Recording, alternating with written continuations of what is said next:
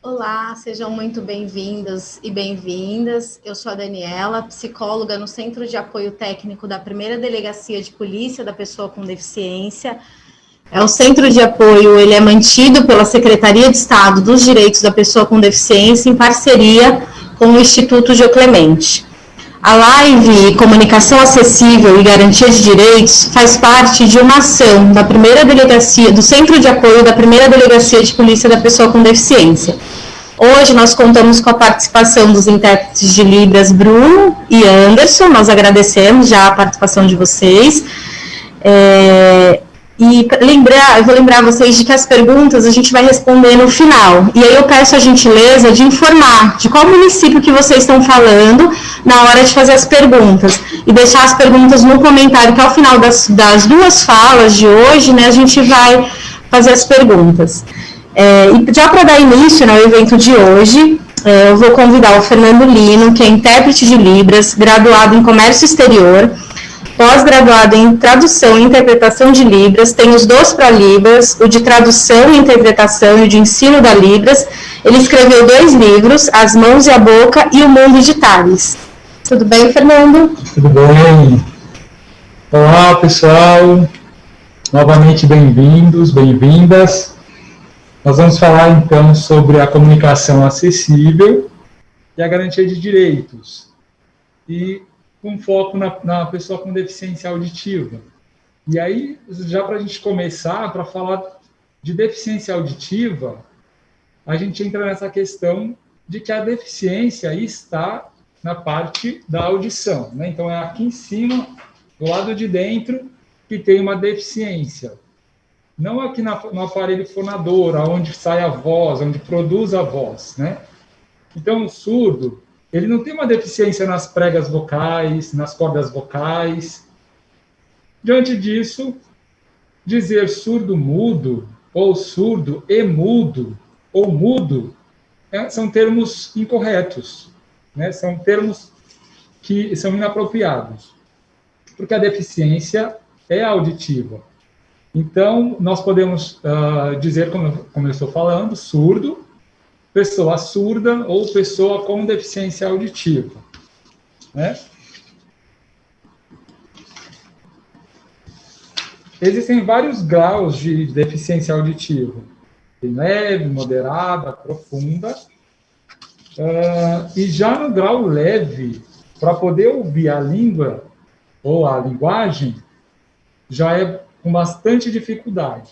Então, do leve para mais deficiência, moderada, severa, profunda, então fica mais difícil para poder entender a linguagem ou a língua portuguesa, né?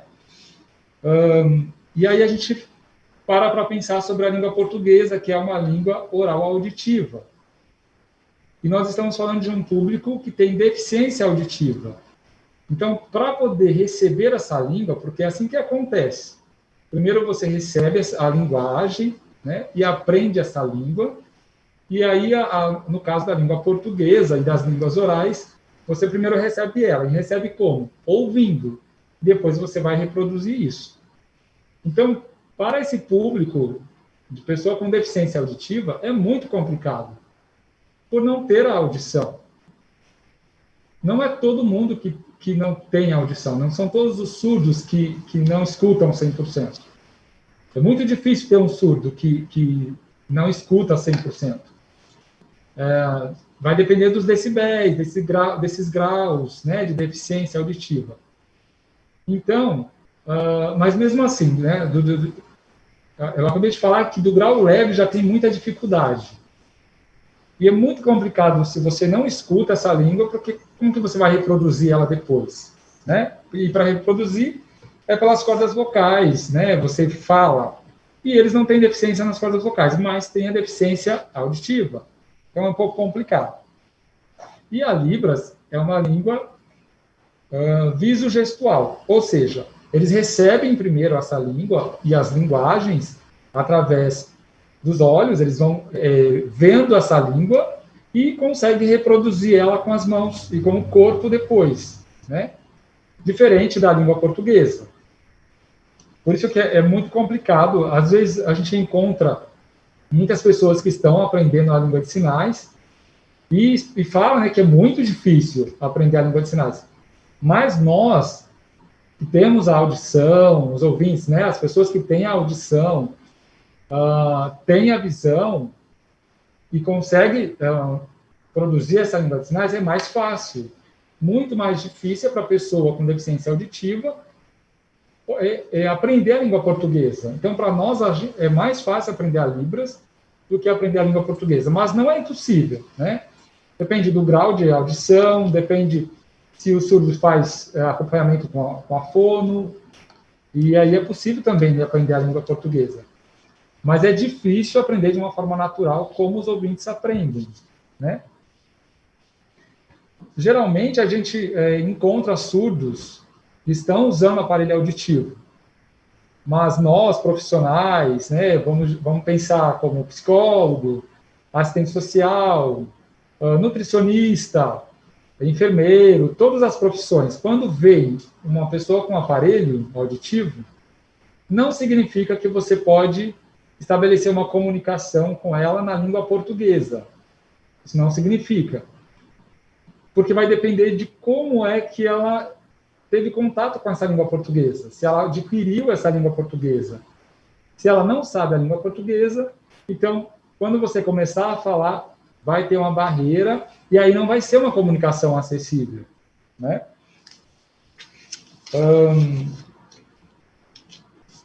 Também, o que a gente pensa muito é que quando a gente vê um surdo, algumas pessoas que já sabem da existência da Libras, né, da língua de sinais, também acredita que a língua de sinais é a ideal para o surdo. Então, ela vê o surdo, se ela sabe língua de sinais, ela já começa a falar em língua de sinais, né, em Libras. Também os surdos não são assim, todos, não é um padrão. Não é que você fala em Libras e aí ele também vai te responder em Libras. Isso depende muito do surdo. Se ele aprendeu a Libras, ele vai saber Libras, né? Então, nós temos diversos tipos de comunicação. Como vocês estão vendo, tem um intérprete, nosso colega, o Bruno, está fazendo a língua de sinais, e o que ele está fazendo é Libras, né? É uma modalidade, nós estamos comunicando. Mas existem também surdos que, além da sinalização com as mãos, ele precisa que você fale junto. Nós chamamos isso de bimodal, né? E ele vai precisar que você fale e sinalize junto. É uma modalidade. Existem surdos que você não precisa sinalizar, você simplesmente vai falando, ele vai fazendo a leitura labial, ele também te responde com palavras, também fala a língua portuguesa. Existem surdos que usam o implante coclear, né, que eles têm um implante coclear. No implante coclear, eles submetem uma cirurgia e coloca dentro do ouvido eletrodos que possibilitam eles escutar os sons, né? Para alguns surdos implantados, deu tudo certo, a cirurgia, então ele consegue ouvir. Se ele soube a língua portuguesa, se ele aprendeu a língua portuguesa desde pequeno, você pode falar também com ele normalmente. Agora, se é um surdo que ele foi implantado depois e primeiro ele recebeu a Libras, possivelmente ele vai preferir falar em língua de sinais também. Ou se o implante coclear não deu esse retorno auditivo que era o esperado. Então, pode ser que ele prefira a Libras também, né? Também existem as pessoas que, com a idade, ela vai perdendo a audição, chega uma hora que ela escuta muito pouco. Também não é o caso de a gente chegar para essa pessoa e falar em Libras, porque eu não sei se ela sabe Libras, não é? Então, possa ser que ela só fale língua portuguesa, mesmo sem ouvir, mas ela tem memória auditiva, memória da língua portuguesa, então a comunicação com ela vai ser em língua portuguesa.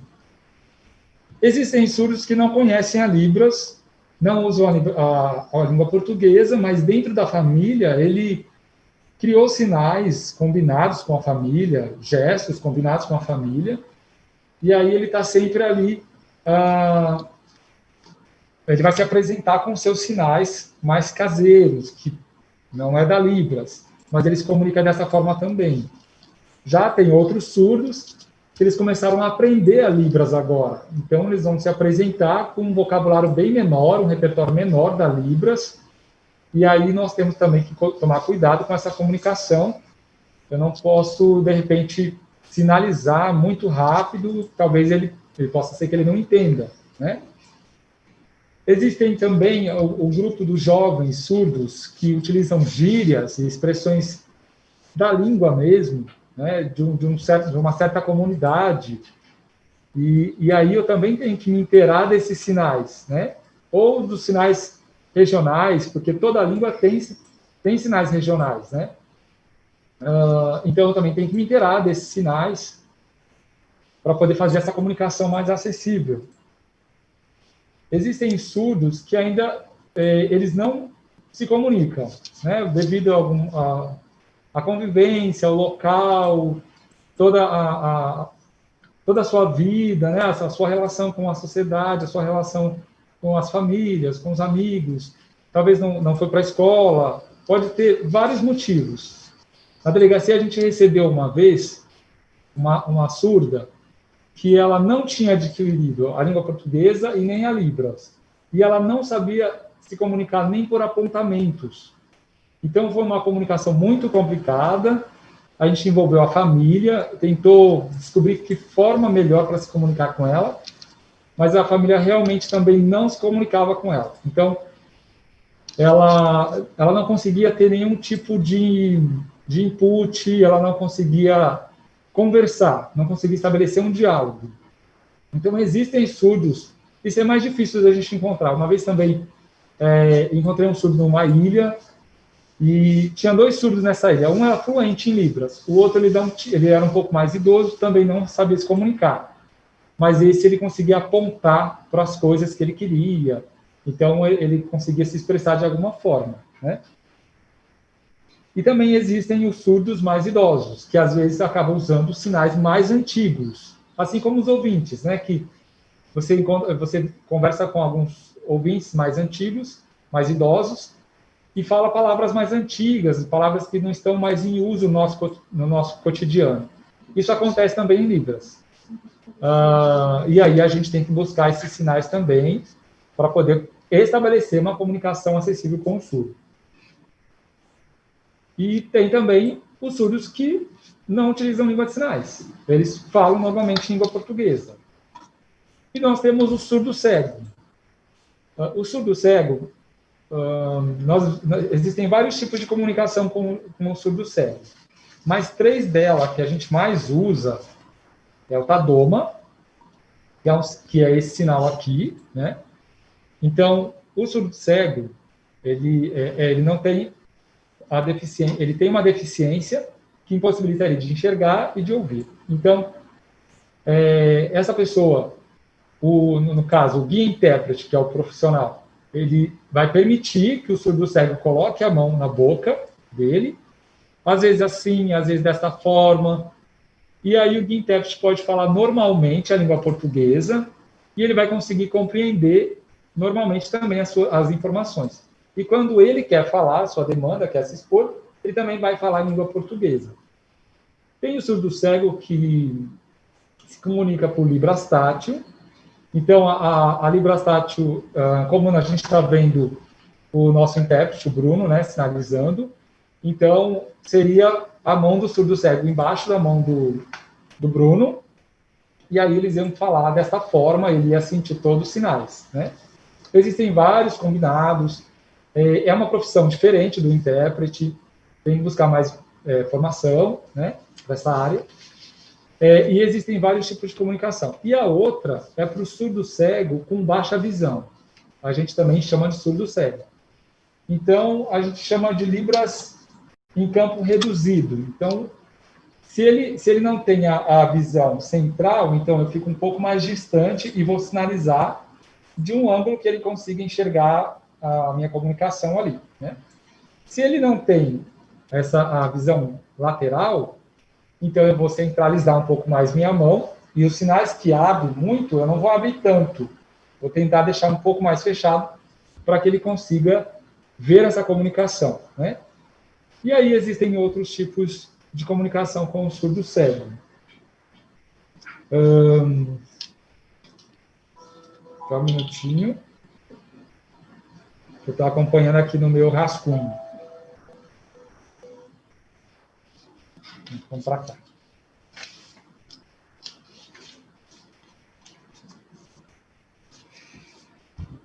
Vamos pensar que no estabelecimento onde você trabalha, na empresa, no equipamento onde você pertence, você receba um surdo.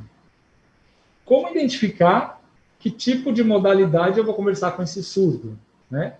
Então, você, na verdade, vai permitir que ele primeiro se expresse, primeiro ele comece a sua fala, né? Você pode dizer um oi, um olá para ele, tudo bem, e aí ele já começa, e aí naquele momento você vai perceber qual é a modalidade de comunicação que ele tem. Vamos supor que é um surdo oralizado. Se é um surdo oralizado, vai usar a língua portuguesa.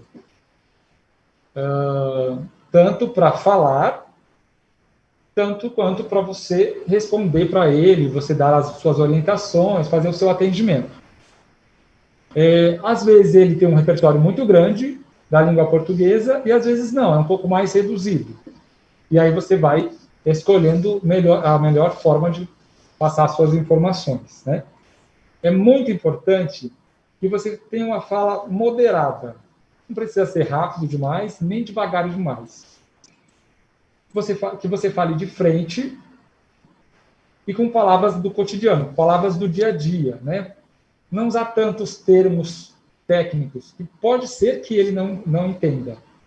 Às vezes ele entende também, né? Ele conhece. Por exemplo, se eu for falar com um surdo que é advogado, eu posso tranquilamente usar os termos do direito, que ele possivelmente ele vai saber. Mas se eu estou falando com um munícipe que está procurando seus direitos e ele às vezes não tem formação, então ele possivelmente que não vai conhecer esses sinais termos. Então eu falo de um jeito mais simples. Voltando, falando do oralizado, a mesma coisa. Vou usar palavras mais simples para que ele possa entender toda a minha orientação. E aí você também precisa prestar atenção na fala dele, né? Porque às vezes o surdo, mesmo sendo oralizado, ele tem a deficiência auditiva. E aí o retorno auditivo para nós, falar a língua portuguesa, é muito importante, porque você entende como são os sons e você consegue reproduzir esse som. Então, às vezes, o surdo vai reproduzir um som diferente daquela palavra. E aí você precisa prestar atenção no contexto. Qual é a demanda dele? Que lugar você está? O que ele precisa? Você vai acompanhando durante o contexto para você poder entender e fluir essa comunicação entre vocês, né? Não tendo a presença do intérprete. Confirmar se é isso mesmo que ele está falando. Agora, é muito importante evitar... você, por exemplo, você está dando uma orientação e, de repente, você levanta, vira de costas e sai andando e continua falando.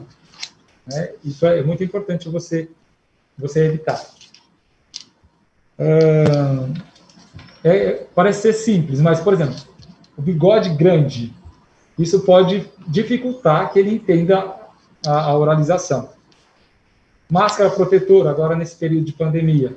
Se ela for essa que eu estou usando, também pode dificultar a compreensão. Agora, se o surdo ele fala em Libras, é importante que tenha um profissional, um tradutor-intérprete de Libras. Ou que você saiba Libras, né, com fluência, ou que você use uma central de Libras. Aqui em São Paulo, nós temos a central de Libras, os órgãos, os equipamentos, onde vocês estão, vocês conseguem acessar o site da prefeitura e se informar um pouco melhor sobre o uso da central de Libras. Falando em Libras, Libras é língua brasileira de sinais. Se é brasileira, ela não é uma língua universal, isso é importante de saber, não é uma língua universal. Cada país tem a sua língua de sinais, suas línguas de sinais. Também a Libras não é mímica e também não são gestos. Gestos são esses que eu faço aqui aleatoriamente, enquanto eu estou falando. E também é importante saber que a Libras não é composta por aquele alfabeto manual. Então, eu estabelecer uma comunicação através só por intermédio das letras, talvez isso vai dificultar e não vai ser uma comunicação tão acessível assim. Eu queria que vocês fizessem um teste aí, para vocês terem noção mais ou menos do que pode acontecer com a oralização. Como eu estou de máscara, a gente está muitas pessoas, então eu não posso tirar a minha máscara, mas vocês façam aí em casa. Falem a palavra banda e manda. Falem a palavra roupa e rouba. Roubo. Mas falem rouba. Morte e morde. Consegue entender que essas palavras são muito próximas? E se você fala elas assim, você vai falando para o surdo, isso pode criar uma barreira de ele não conseguir fazer essa leitura labial, ter uma barreira para fazer a leitura labial, e não conseguir entender se é morde ou se é morte, se é roubo, aliás, se é rouba ou roupa. Então, esses pares mínimos são muito complicados. Pensando nisso, o atendimento, através do bilhete, de ficar anotando, é muito complicado. Se você escreve assim, qual é o seu nome? Ele vai... Isso é do dia a dia, então ele vai conhecer, ele vai fazer. Falando de surdos que não conhecem muito a língua portuguesa, tá? E aí você pode escrever e ele vai te responder. Agora, entregar para ele um relatório, entregar para ele o BO, no nosso caso, que a gente trabalha dentro de uma delegacia, entregar para ele um texto, um contrato, isso pode dificultar e pode ser, sim, uma comunicação não acessível. Uma coisa muito importante é evitar, por exemplo, quando chega o surdo, e aí você olha para ele e fala assim, eu não sei Libras, e você faz dessa forma. Eu não sei Libras, e você aleatoriamente faz assim com a mão. Essas coisas aqui, eu não sei. Por mais que seja, assim, uma coisa simples na sua cabeça, para o surdo é muito ruim. Pode soar como uma discriminação, uma falta de respeito a Libras, né? E para finalizar a minha fala, a gente está no setembro azul. Hoje tem uma fala deles sobre mudar para setembro surdo, porque as cores remetem muito a outras coisas. Por exemplo, a gente tem o setembro amarelo, que é sobre o suicídio, né? E aí eles estão falando muito de mudar para setembro surdo. E é um mês que a gente comemora as lutas e as conquistas que os surdos tiveram, a comunidade surda teve. Então, no passado, eles não tinham direitos. Teve, depois, mais para frente, talvez a gente consiga falar um pouco mais, mas em 1880 teve o Congresso de Milão, onde foi decidido que a educação dos surdos seria através da oralização. E toda essa nossa fala, né, de que as línguas orais são orais e auditivas, e eles com deficiência auditiva, então foi um período muito ruim para eles, né? Que durou 100 anos, e essa comunicação não fluía. Então, eles começaram a se encontrar nas escondidas, nessas escolas que eram internatos, eles, à noite, longe dos professores, dos diretores, eles tentavam conversar em língua de sinais, e aí foram passando os anos, né? E aqui no Brasil, em 2002, foi reconhecida a Libras como uma língua, e isso é um ganho muito importante. E hoje nós estamos representando também um ganho muito importante para a comunidade surda, que é o Centro de Apoio Técnico do Instituto Jô Clemente, dentro de uma delegacia especializada para o atendimento da comunidade surda, das pessoas com deficiência intelectual, física. Então, nós fazemos parte dessas conquistas, né? Então, parabéns à comunidade surda que está nos assistindo. Muito obrigado, espero que a gente tenha colaborado um pouquinho com vocês. E até a próxima, gente. Fernando, nós que agradecemos, né, as suas contribuições tão importantes, né, para demistificar algumas questões ainda, né, que existem quando a gente fala de pessoas surdas, de pessoas com deficiência auditiva. Já tem pessoas comentando, né, parabenizando a escolha da temática, o trabalho realizado. E eu gostaria de lembrar, né, que as perguntas que vocês forem fazendo, elas serão respondidas ao final das falas. Então, podem comentar, fazer perguntas, né, nos comentários, e lembrar, por gentileza, de informar de que município que vocês estão falando, né, para a gente saber de onde vocês estão falando. Mas podem ir interagindo, né, comentando, perguntando, que no final a gente tem um tempo dedicado para responder as questões que vocês forem apresentando. E agora, né, eu vou passar a palavra para a Gabriele Martins, que também é intérprete de Libras e educadora. Ela é graduanda em Pedagogia pela Unifesp. Ela tem a certificação de proeficiência pelo CAS, que é o Centro de Apoio ao Surdo do Rio de Janeiro. Ela atua como intérprete na delegacia, né, de polícia da pessoa com deficiência, e também em contextos culturais, e no projeto Samba Sampa de Mulheres no Samba. Tudo bem, Gabi? Tudo bem, boa tarde a todos, uma ótima live a todos. Eu espero que até aqui a gente já esteja conseguindo trazer temas para esse tema que é tão importante, né? Comentários, falas para esse tema que é tão importante. Dando continuidade ao que o Fernando começou a trazer, né, sobre a comunicação acessível e a garantia de direitos, eu vou estar partindo para um lado mais da língua de sinais, né, por uma outra perspectiva, e eu vou falar um pouco sobre a questão da corporeidade na língua de sinais. Então, vai ser sobre isso que a gente vai estar falando um pouquinho.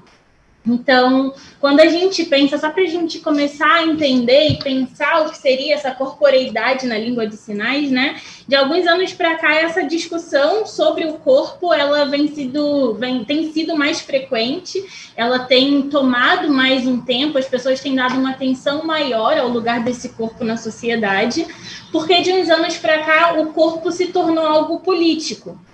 Não que ele não fosse antes dessas discussões começarem a ser mais frequentes, mas de alguns anos para cá existe uma necessidade, né? O Fernando falou sobre o Setembro Surdo, o Setembro Azul, e esse e tantos outros motivos trouxeram essa discussão mais presente, né? Trouxeram essa discussão com mais frequência. Então, se a gente fala de um corpo que é político, de um corpo que precisa ser discutido, um corpo que precisa ser falado, a gente traz tudo isso porque o corpo é o nosso canal de conexão com o mundo exterior, né?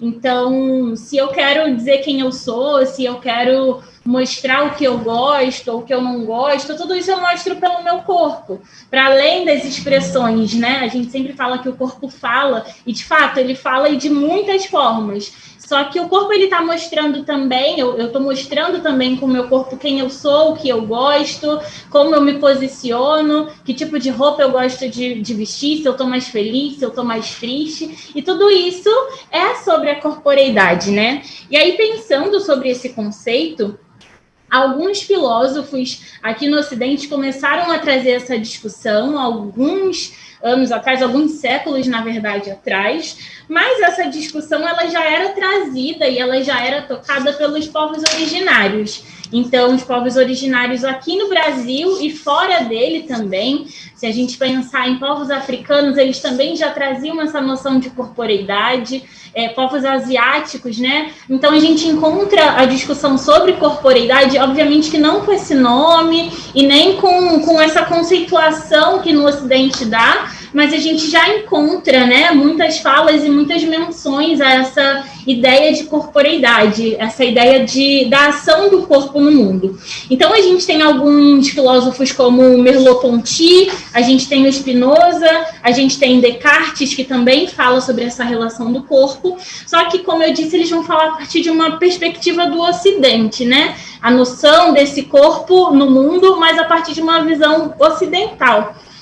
A gente vai ter alguns outros pensadores, antropólogos, que vão falar sobre a corporeidade, mas vão falar de outras perspectivas, como eu falei, dos povos asiáticos, dos povos originários. Então, a gente tem o Ailton Krenak, a gente tem a Zoilda Loreto e a gente tem o Osmundo Pinho, que vão falar sobre essas outras perspectivas, né? A partir dessas outras perspectivas. E, inclusive, o Ailton Krenak, num livro que ele tem, que se chama Ideias para Adiar o Fim do Mundo, ele fala, a partir dessa visão dos povos originários, dos povos indígenas do Brasil, ele fala dessa visão da gente se ver enquanto parte do todo, né?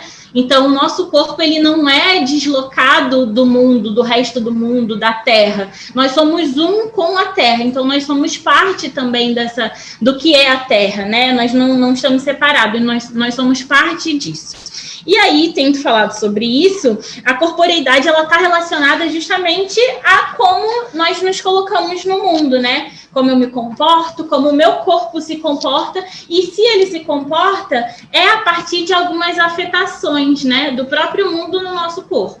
E pensar que esse corpo também, ele não é um corpo sozinho, né? A gente está falando de um corpo, e esse corpo é nosso, né? Não é só um corpo que nós temos, mas é um corpo que nós somos também, e ele não é um corpo sozinho. Ele não está descolado dos nossos pensamentos, das nossas ideias, das nossas crenças. Então, a soma de todas essas coisas, ela é mostrada para o mundo, ela existe no mundo pelo nosso corpo.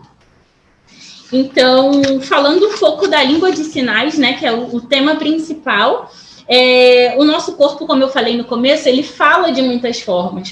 O Fernando falou desses gestos que a gente vai fazendo enquanto vai falando. Para a gente que é intérprete, é até um pouco difícil falar sem mexer as mãos.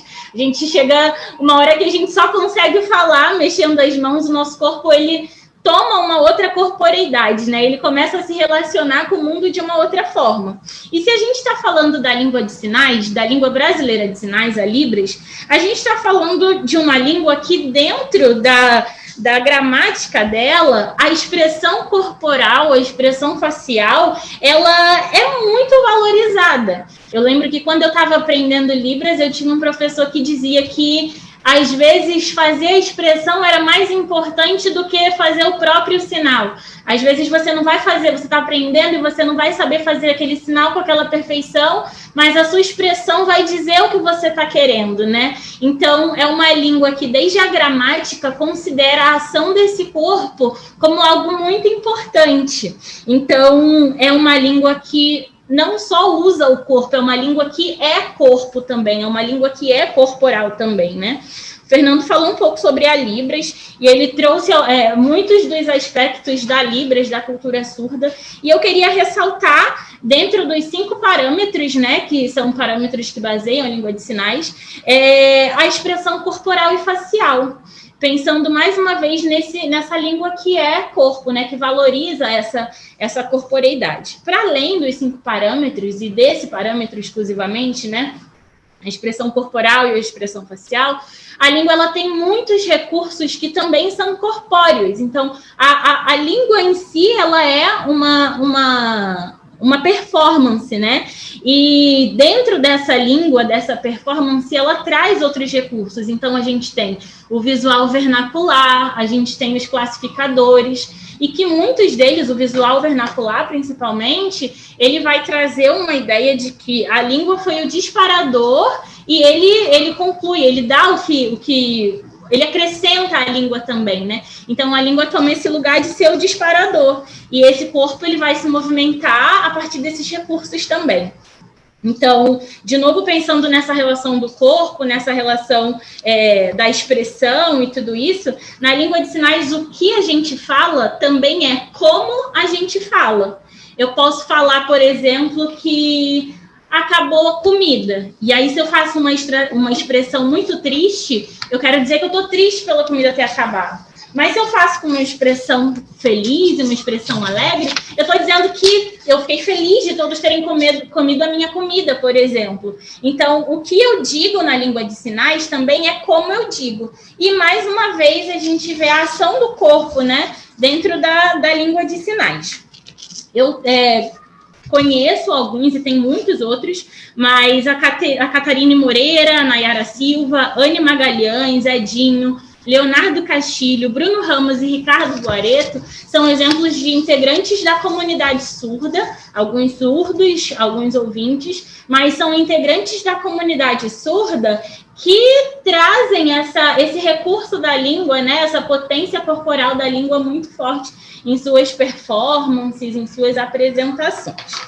E ainda falando sobre a língua de sinais, o Fernando tocou um pouquinho sobre, mas eu queria trazer mais um pouco do Congresso de Milão, né? Que foi um fato muito marcante para a comunidade surda.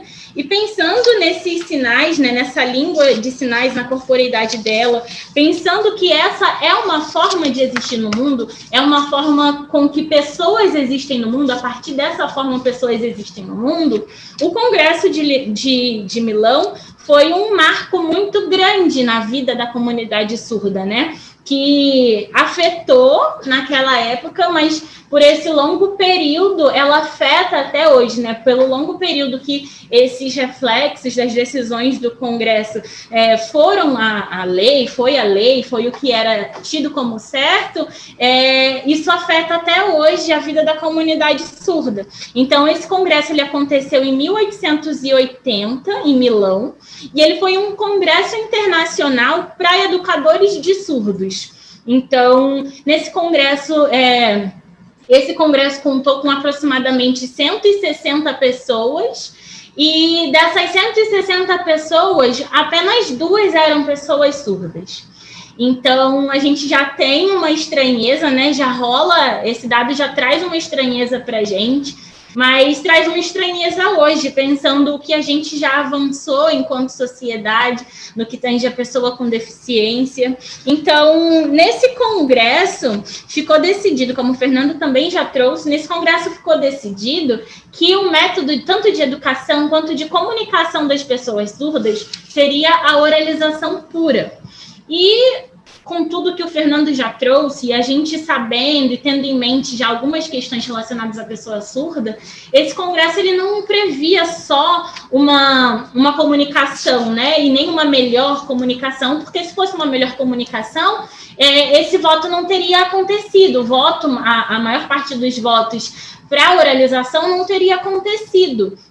A gente vê nessa decisão, para além de uma decisão que influenciaria, que atingiria a comunidade surda na comunicação, era também uma decisão que previa atingir corpos surdos. E corpos, não só corpos, mas formas de pessoas existirem. A gente vive numa sociedade que cerceia corpos, né? A gente tem um padrão de beleza que é imposto, a gente tem uma forma de existir que é tida como correta, então comportamento X não é aceito, comportamento Y também não, tem que todo mundo seguir o comportamento Z. E aí, se você foge desse comportamento, se a sua beleza foge desse padrão, se você, enquanto pessoa, foge disso que está posto, você é colocado à margem da sociedade. Então, essa decisão do Congresso de Milão, ele não decidia só por uma comunicação, mas quais corpos eram autorizados e como esses corpos eram autorizados a existir. Eu comecei minha graduação, a Dani me apresentou, e hoje eu estudo na Unifesp, eu estou terminando minha graduação em Pedagogia, mas eu comecei no Rio de Janeiro, né, no Instituto Nacional de Educação de Surdos, e lá no Instituto era muito comum, e fora dele também, né, eu acho que as pessoas que têm um contato maior com a comunidade surda já ouviram outras histórias parecidas com essa, outros relatos, né, parecidos com esse, mas lá no INES era muito comum a gente ouvir de pessoas, tanto de pessoas que eram da família de surdos, ou de pessoas que trabalhavam no Instituto há muitos anos e que conhecia pessoas que trabalhavam antes, mas era muito comum a gente ouvir relatos como, depois desse congresso, e como um dos afetamentos que esse congresso trouxe também, que pessoas surdas tinham as mãos amarradas para não sinalizarem, que pessoas surdas, elas, durante a noite, o colégio era um internato, né, quando o INES funcionava como um colégio para meninos surdos, ele era um internato, então as crianças ficavam lá, e durante a noite as luzes eram apagadas para que eles não pudessem se ver e se comunicar. Como o Fernando disse, a Libras é uma língua visogestual, então eu preciso ver essa língua de alguma forma para que ela aconteça. No caso do surdo cego, eu preciso sentir essa língua para que ela aconteça. Então, as luzes eram apagadas durante a noite para que os surdos não pudessem conversar, e tudo isso é justamente essa decisão cerceando um corpo, né? Cerceando corpos, dizendo como que eles deveriam, como eles não deveriam existir. E como que isso é agressivo também, né? Como isso é violento também. Eu digo como que você pode, como que você não pode. A minha decisão, ela tá baseada no que eu acho, não é o que é o melhor para você, não é o que você me diz que é bom para você, é no que eu acho. Então, como que isso é grave, como isso é violento também, né? A gente tem uma ideia também, uma vontade de aproximar esses corpos que fogem, e pensando no corpo da pessoa com deficiência, mas em todos esses outros também que não são aceitos socialmente. Uma ideia que tenta se assegurar e tenta aproximar esse corpo desse padrão normativo, desse padrão que está imposto como normativo. Então, a gente escuta, e às vezes com muita boa intenção, às vezes, as pessoas dizendo, mas ele é surdo, mas ele ouve com o coração. Ele é cego, mas ele vê com o coração. E não, a gente às vezes escuta, e como eu falei, com muita boa intenção as pessoas falam, mas porque a gente tem enraizado isso de que existe um padrão correto, existe um padrão de normalidade. Então, se alguém, por algum motivo, foge desse padrão de normalidade, se faz um esforço muito grande para aproximar do que é o normal, né? Então, você não escuta como as pessoas normais escutam, mas se eu disser que você escuta com o coração, você está um passo mais próximo de ser normal. Então, como que isso é complicado também, né? É uma não aceitação dessas outras formas de existência, né? Dessas outras formas de se existir. Então, pensando em tudo isso que eu falei, no contexto da delegacia, a gente traz algumas questões muito específicas, né? Eu e o Fernando, nesse trabalho na delegacia, a gente tem que lidar com situações muito específicas, com pessoas, né? E pessoas trazem questões específicas porque cada pessoa é uma pessoa. E tem uma vivência, tem uma experiência de vida. E nesse contexto, pensando na pessoa com deficiência, e principalmente no nosso enfoque, né? A pessoa surda, que chega ali na delegacia, ela chega na delegacia porque ela está sendo vítima de uma violência.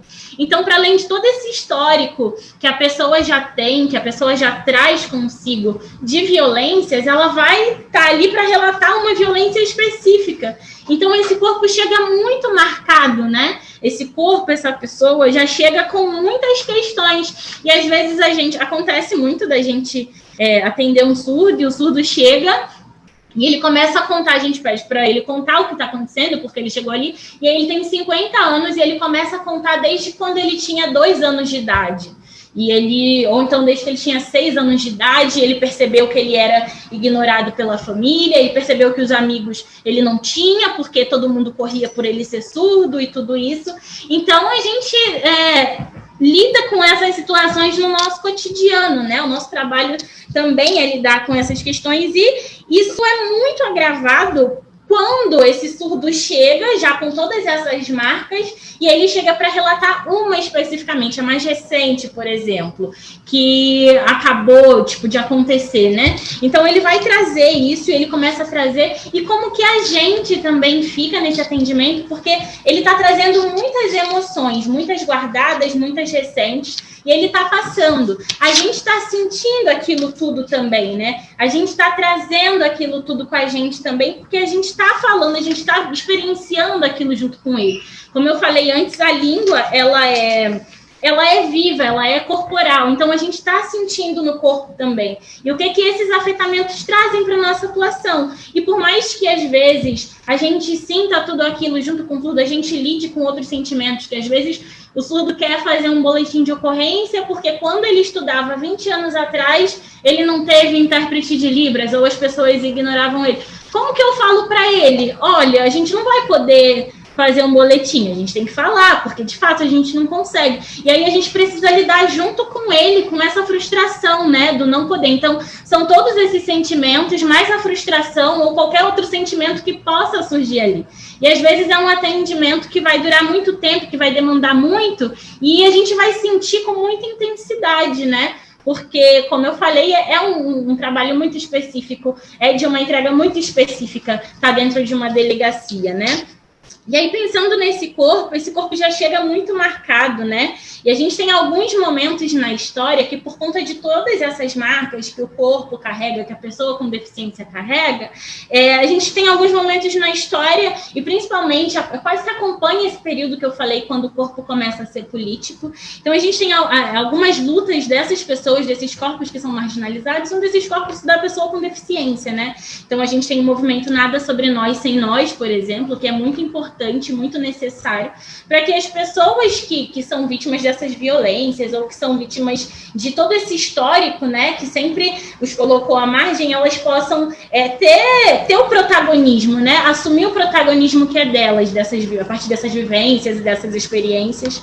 A gente tem também, para a comunidade surda, o Decreto 5626 também, que foi uma grande conquista, que foi uma conquista que, de fato, marcou e foi um divisor de águas aqui no Brasil para a comunidade surda, né? Muitas conquistas vieram depois desse decreto, mas a gente já passaram 15 anos de que esse decreto foi aprovado, está tudo certo, mas a gente ainda precisa lutar muito para que esses corpos sejam aceitos, né? A gente precisa ainda lutar muito, insistir muito, bater o pé, para que essas pessoas surdas ainda possam, a partir de agora, também existir como elas existem. Então, às vezes, a gente precisa insistir para que num lugar X tenha um intérprete de Libras, porque o surdo ele não tem que precisar oralizar se ele não pode, se ele não consegue, e até mesmo se ele não quer, ele tem o direito. Então, ele precisa ter esse direito assegurado, né? Então, são muitas lutas que, mesmo depois desse tempo do decreto ter sido lançado, tudo isso, são lutas que ainda precisam ser lutadas, né? São conquistas que ainda precisam, mesmo depois de conquistadas, ainda precisam, de fato, serem conquistadas. Então, caminhando já para o final, e encerrando falando sobre ainda a corporeidade, pensando nessas formas, para que esses corpos possam ter formas de existir no mundo, eu vou ler uma pequena citação do Adroaldo Gaia, que é uma citação que eu acho muito bonita e que explica de uma forma muito bonita também o que é esse lugar da corporeidade no mundo. Então, o Adroaldo, ele traz, né? Mas meu corpo, esse de carne, ossos e vísceras, esse corpo que joga, dança, faz esportes, canta, interpreta e representa histórias.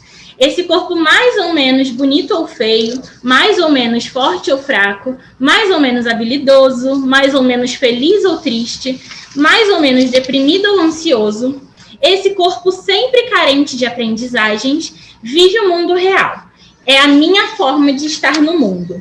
E aí, para finalizar a minha fala, nosso trabalho na delegacia, ele precisa ter uma sensibilidade muito grande em cada situação, né?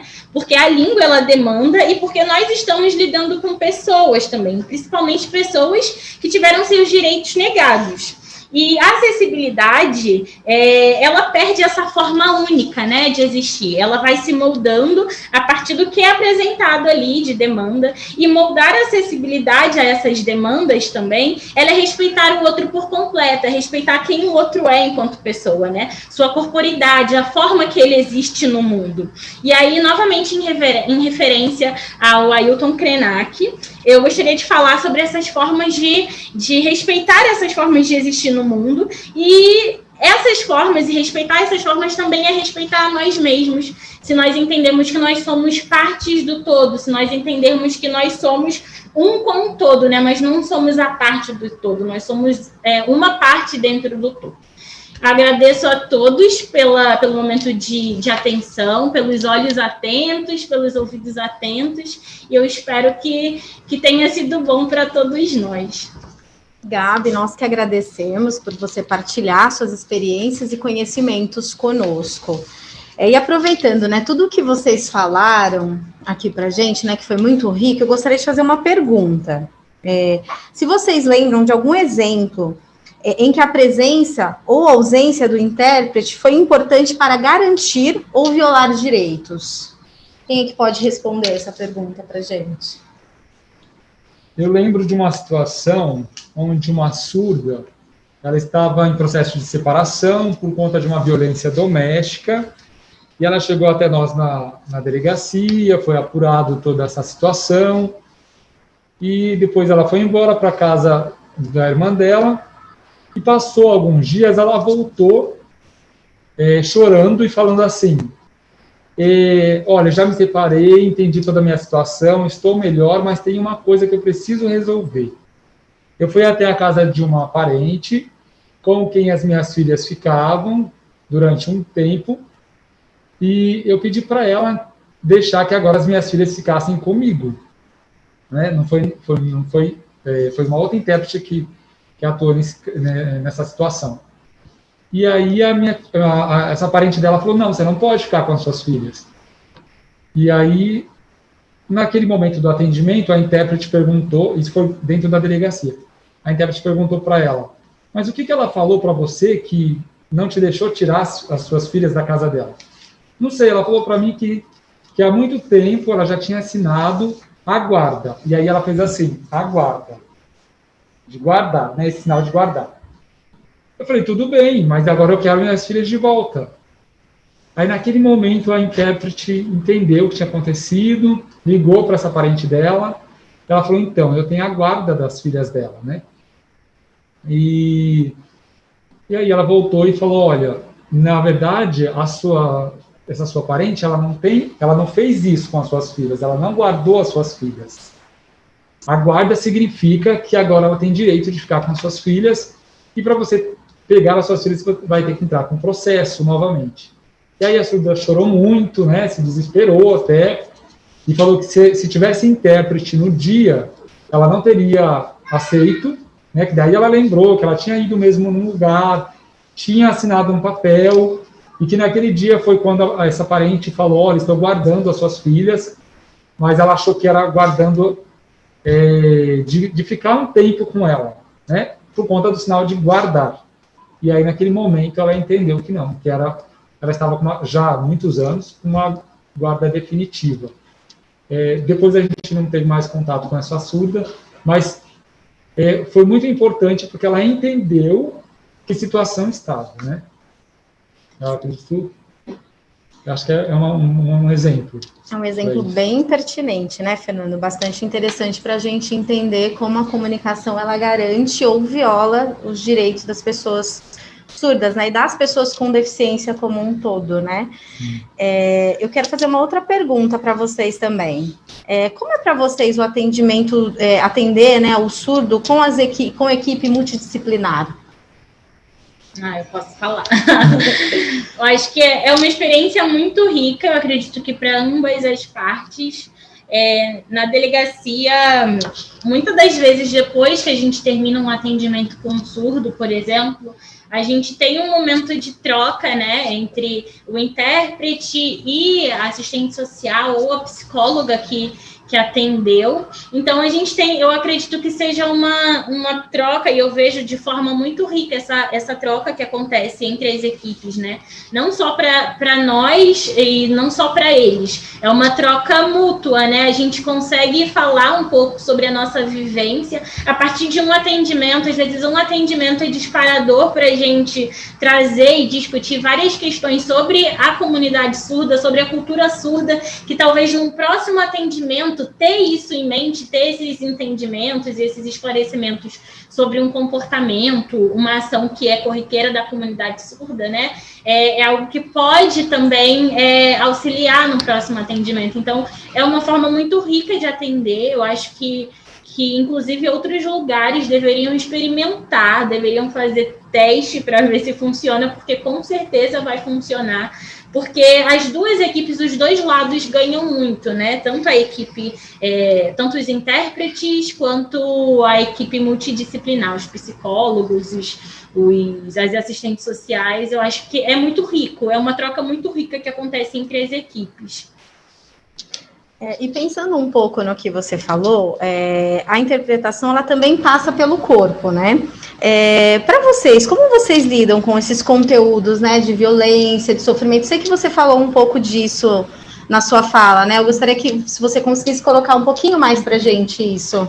Essa questão da língua passar pelo corpo é algo que nós, enquanto intérpretes de Libras, nós não temos como desviar muito. Então, querendo ou não, essa língua ela vai passar pelo nosso corpo, a gente vai sentir isso no corpo, porque, como eu falei, é uma língua que também é corpo, né? Ela acontece no corpo e ela é corpo também. Então, não é uma opção sentir ou não. Sentir, ela está ali inerente à língua de sinais. Então, isso vai passar por nós, né? Vai passar, a gente vai sentir também de alguma forma. Então, eu acho que o como lidar depois desse atendimento, depois de a gente ter sentido, e às vezes é engraçado porque acontece da gente atender um surdo e ser um atendimento super intenso, e a gente sente aquilo tudo junto com ele, e um sofrimento muito grande, algo que realmente mexe muito com ele, acaba mexendo muito com a gente também, e aí depois a gente vai atender um surdo, que vai ser um atendimento mais tranquilo, né? Vai ser um atendimento menos pesado. A gente sentiu e a gente está sentindo de novo. O máximo que eu, enquanto pessoa, porque o intérprete ele também é uma pessoa, né? Para além de ser intérprete, antes de ser intérprete, ele é uma pessoa. Então, acho que eu, enquanto pessoa, eu começo a receber isso, né? Eu começo a ter esses, como eu posso dizer, mas esses acréscimos, eu acho que esses acréscimos de cansaço. A gente recebe um cansaço e a gente passa por ele quando termina o atendimento, e é um cansaço emocional que vem, né? Porque a gente está lidando com muitas emoções, e a gente recebe um que, mesmo que seja numa carga menor, ainda assim é mais uma carga, né? Então, acho que a gente precisa de um tempo para... Eu acho que até o momento de ir para casa, eu não sei... Fernando pode falar um pouco sobre como é para ele, mas eu vejo que o momento que eu saio da delegacia, eu vou sentindo aquilo no corpo ainda, né? E eu tenho que, sempre que eu chego em casa, dar uma descansada, uma desconectada, porque é muito intenso, né? A forma que a gente recebe isso no corpo. Eu acho que a gente precisa dar uma aliviada depois. Então, eu acho que é um pouco disso. É a forma que eu, enquanto Gabriele, não só intérprete, mas pessoa também, lido com essas questões. Eu tento lidar ali dentro da delegacia, o que é da delegacia, e muitas das vezes, tem um caso recente na delegacia que ele mexeu muito comigo, e eu levei ele para casa junto comigo, e ele dormiu junto comigo, esse caso, isso na minha cabeça, eu sonhei com ele durante a noite, e no dia seguinte, a gente tinha que estar ali para resolver de novo. Então, eu não sei, eu acho que não tem uma forma como a gente recebe o que a gente faz. Eu acho que a gente vai sendo ativado por esses diversos casos e a gente vai lidar diferente com cada um deles, né? A gente vai ter formas diferentes de conseguir dar uma aliviada ou de lidar com essas emoções e esses sentimentos dentro da gente. Posso? Pode, bem rapidinho. Vamos lá.